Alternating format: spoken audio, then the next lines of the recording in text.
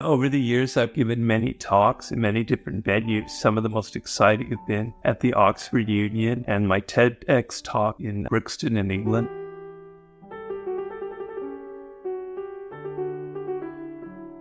And so following is a compilation of all the different talks I've given over the years and hopefully the best moments from them because they're actually quite long. So I hope you enjoy.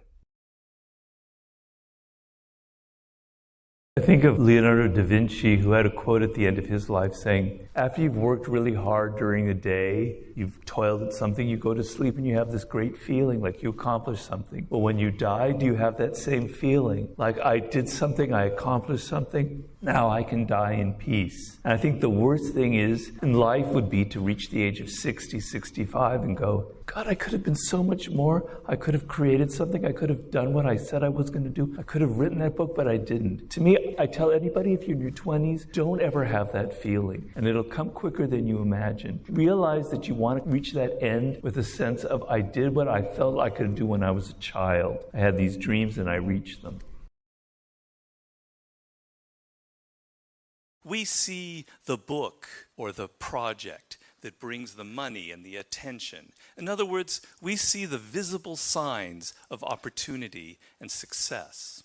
But we are grasping at an illusion. What really allows for such dramatic changes are the things that occur on the inside of a person and are completely invisible. The slow accumulation of knowledge and skills, the incremental improvements in work habits and the ability to withstand criticism. Any change in people's fortune is merely the visible manifestation of all of that deep preparation. By essentially ignoring this internal invisible aspect, we fail to change anything fundamental within ourselves. And so in a few years' time, we reach our limits yet again, we grow frustrated, we crave change, we grab at something quick and superficial, and we remain prisoners forever of these recurring patterns in our lives. I want you to get over this notion that I find so annoying that so many people have, that success and power in life is dependent on something like genetics. Like some people are born with a larger brain, or they have wealthy parents who are able to send them to the right school, or it's all a matter of luck. What really makes people successful and powerful in life, and it's not just me saying this, I read hundreds of books on the subject. What makes people successful is their degree of motivation. Okay, I could repeat it 100 times, but it's true every time I say it. When you are motivated, when you feel yourself emotionally engaged in the subject, you learn faster. You learn what could take somebody 10 years to learn, you can learn in 2 years. When you feel emotionally engaged with something, you're able to push past all the obstacles. You've got to know what you don't like. I remember when I was about 24, I was a journalist living in New York, and I had written this article about traveling through Italy. I thought it was a great article. And the editor wanted to have lunch with me. I thought, oh, great, he's going to praise this article. He brought me in. She started telling me, Robert, you're never going to be a writer. You need to find some other career in your life. You need to go to law school. Just forget it. You don't have the tools. Your writing is all over the place. My reaction, of course, initially I was a little bit upset. Eventually I said, no, that's not true. What is true is that I'm not made for journalism. I know what I don't like. I don't like journalism. I don't like working in large corporations. I don't like the politics that is involved with 20 or 30 people. I need to work for myself.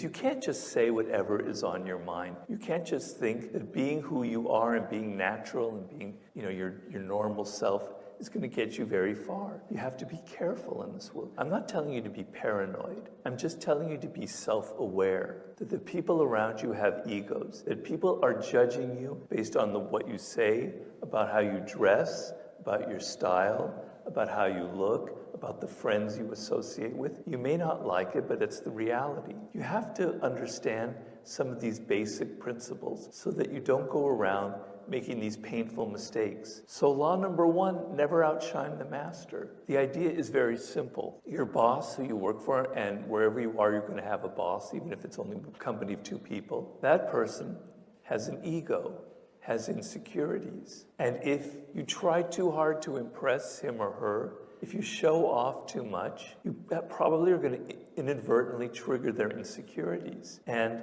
they're going to do weird things to you. They're not going to say, you made me feel insecure. You made me think that maybe you're after my job. Instead, they're going to fire you, or they're going to put you in a bad position. They're never going to tell you what exactly the reality is.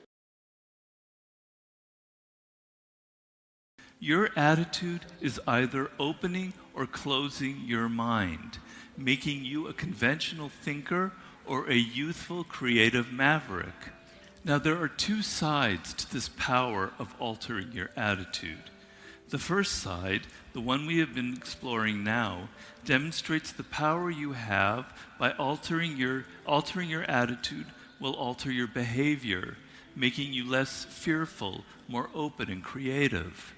The other side is the social effect, the effect that you have on other people through your attitude. This creates what I call a self-fulfilling dynamic. And if you can understand this concept, it is like magic. It gives you the power to influence people in this world.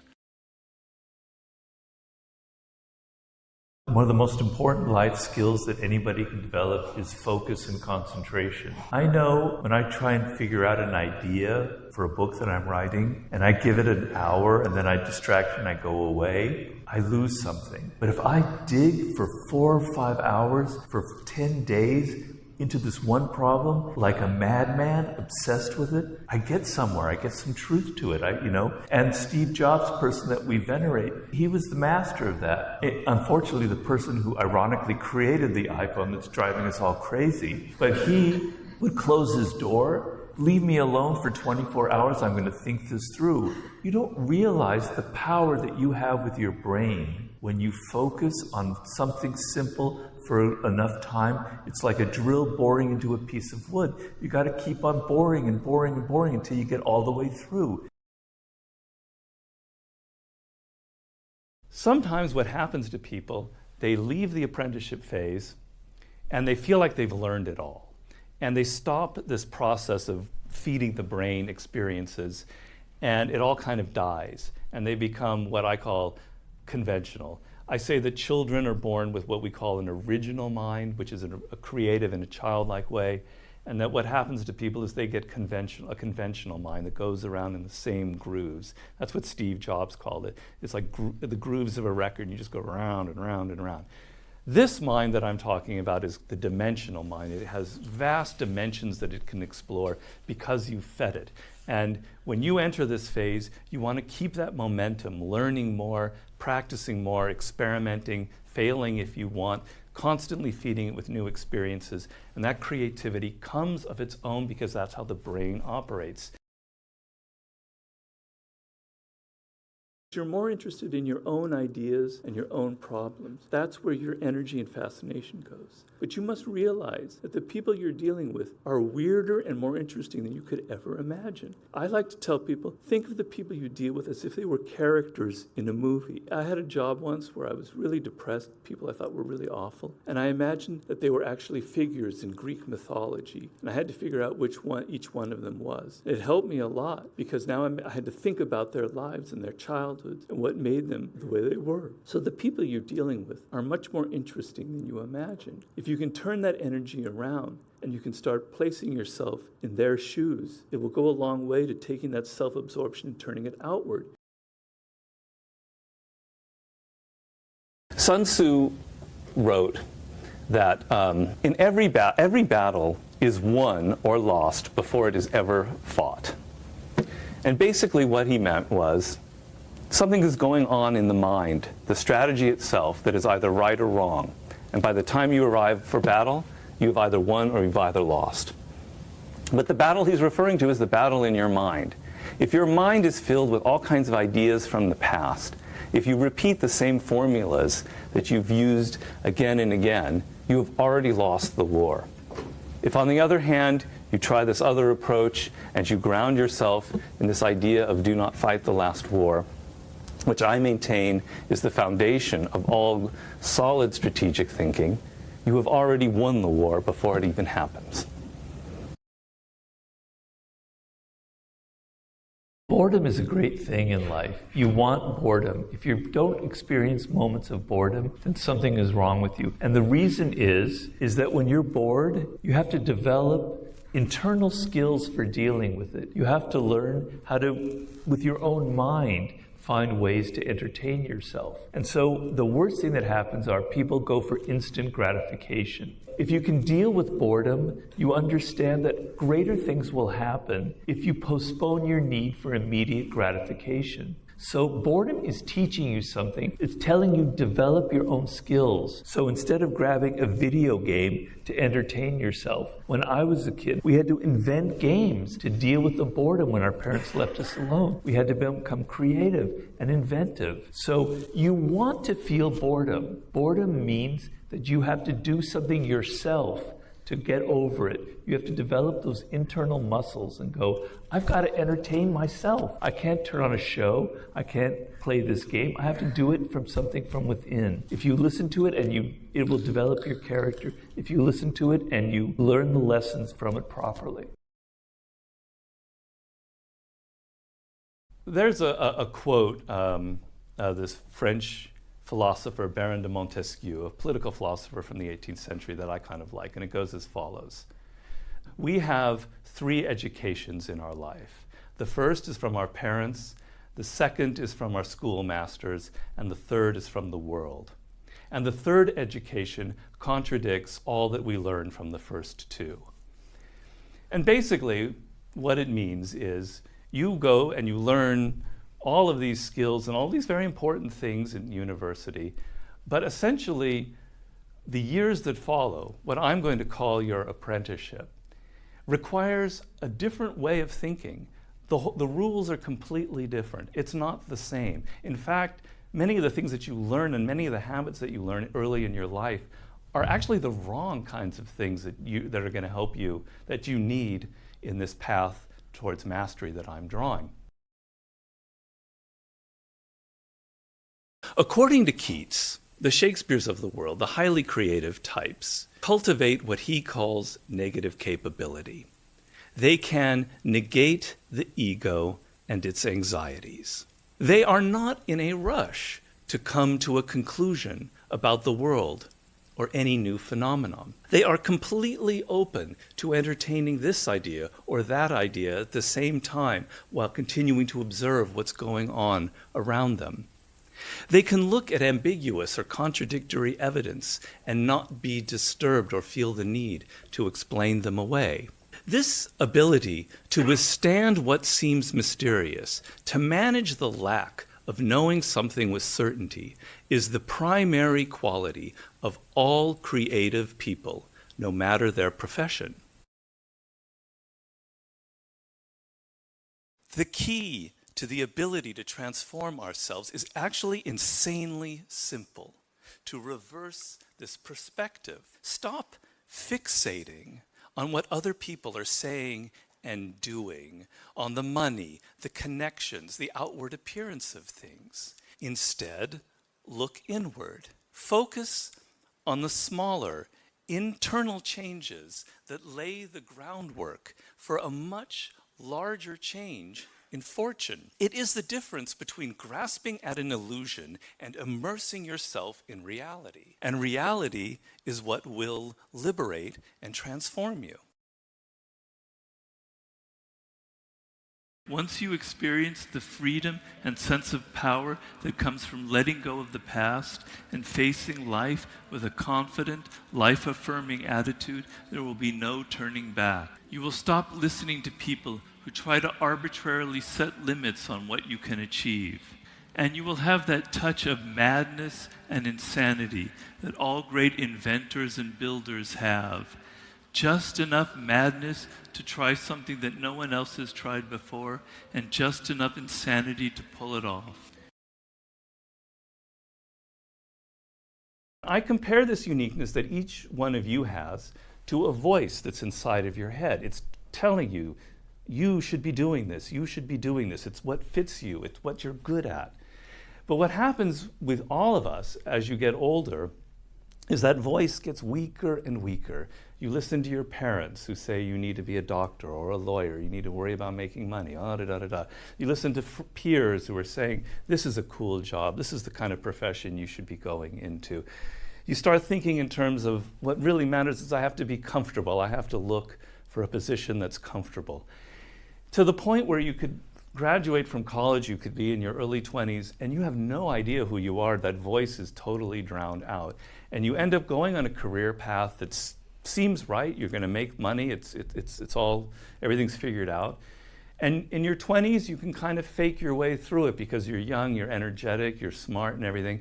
But what ends up happening as you get older is you're not so engaged with that subject. You're not learning it as deeply as other people. You're not really focusing as much as you can. And by the 40s, something very dangerous can happen. You could be made redundant. Someone else comes along who's younger and cheaper than you. And now you're pretty much screwed because you haven't built up the skills that you needed to build up to adjust your career. And I have this theory in mastery that when you create anything, the spirit that you create it with, the energy, the excitement, is translated into the product itself. So when somebody writes a book just for money, you can kind of smell it when you read the book. It kind of reeks of someone just trying to get some, we can sense that. Sure. But when the writer is excited, it excites the reader. So the love and the desire you put into your project will translate.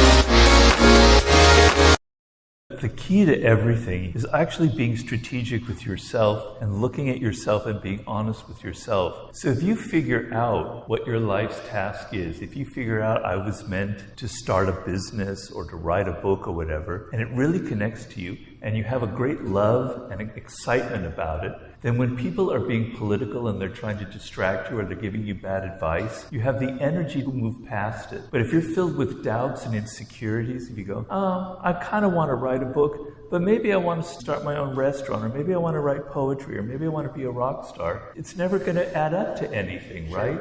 And then when people come up with their bad ideas, or they're political, or they're envious, you'll fall for it. So you have to have a real good, solid sense of who you are, what makes you different, and what you love,